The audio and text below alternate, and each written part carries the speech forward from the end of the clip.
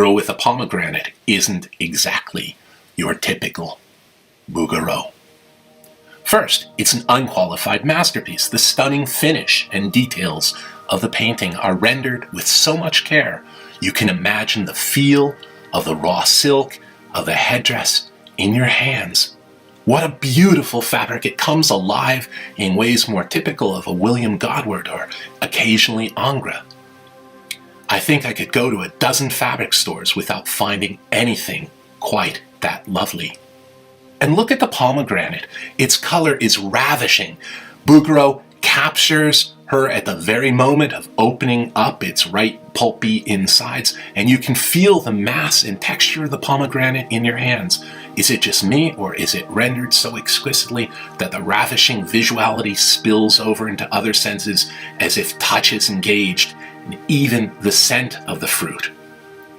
And yes, you have that typical Bouguereau stare, and yet she is rendered with such sensitivity. Her inwardness and human presence is so clear. Look at her long enough, and it's almost as if she emerges from the painting as a living, feeling human being. In 1850, a quarter century before Girl with the Pomegranate, Bouguereau had captured the essence of the eighth circle of hell, where liars and counterfeiters go at it in Dante's Inferno. And 18 years after Pomegranate, Bouguereau captures the dreamy, mythical world between nightmare and pleasure in his bat-besieged painting, The Night. In 1862, we have the astonishing Orestes pursued by the Furies. Orestes has avenged his father by murdering his own mother. And she hasn't even hit the ground when the mythological Furies surge up in their cackling frenzy, reproaching him for matricide. I don't know if I have ever seen a painting so vivid in its portrayal of being racked by guilt and remorse. Orestes will never hear silence again. He will never not burn with shame and despair. He will never be okay. He will never be free of the furies of myth and of mind.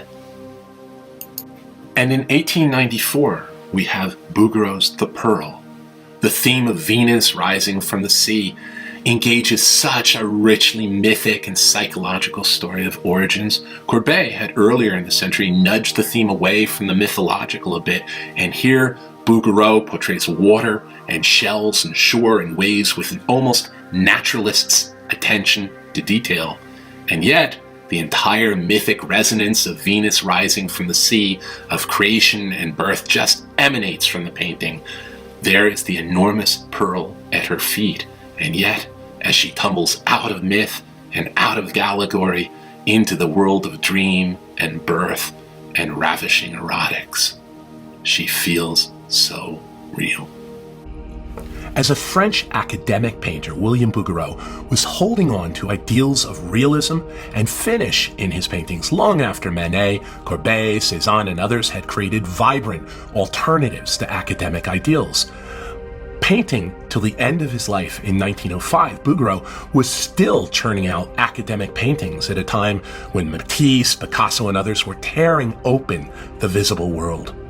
But what draws us back to Bouguereau, perhaps more than any other academic painter, isn't his accuracy in rendering the visible world, but really his penetrating psychological realism. Thousands of artists have painted Pandora and the drama of her opening the box or jar, but this might be my favorite, for Pandora's face is anything but a caricature of reckless curiosity.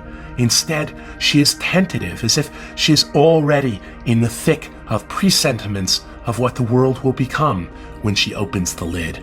It is a tender portrait of a woman at the very threshold of a precipice of a transformed world with complex emotions. Okay, enough talk. Here in 4K and the highest resolution images available is a tour through the wondrous world of William Bouguereau.